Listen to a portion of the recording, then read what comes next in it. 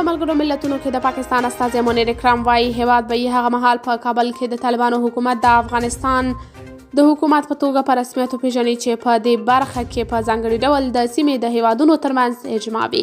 د طالبانو د حکومت د رسمیت پیژندلو موضوع د پنجشنبې په ورځ هغه مهال مطرح شوه چې امنیت شورا په افغانستان کې د ملګرو ملتونو مرستندوی ماموریت یا د طالبانو تر واک لاندې افغانستان سره د ملګرو ملتونو د رسمي اړیکو ټینګېدو ته په داسې حال کې رایې ورکړې چې هیڅ هیواد د طالبانو حکومت په رسمیت نه دی پیژندلی.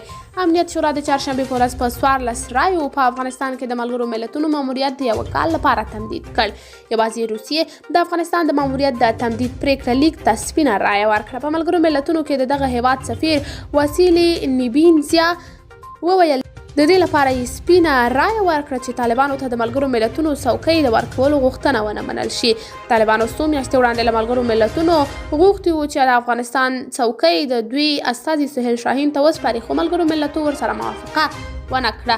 د چین سفیر ژانګ جون بیا وویل د 2001 کال اګست میاشتې راهیسې چې طالبانو کابل نیولی دی، افغانستان یو نوي پړاو ته داخل شوی، نو د دغه هیواد له وضعیت سره د چلند لپاره نور نرمښت ته اړتیا ده. سره له دې چې باور کېده چې پاکستان به لومړنی هیواد وي چې د طالبانو حکومت به په رسمیت پیژني، خو تر اوسه پورې دې هیواد د نړۍ هیوادونو او په ځانګړي ډول د سیمې هیوادونو ته انتظار ایستلی دی. پاکستان په 1990 لسیزه کې یو له درو هیوادونو څخه و چې د طالبانو حکومت یې په رسمیت پیژندلی و.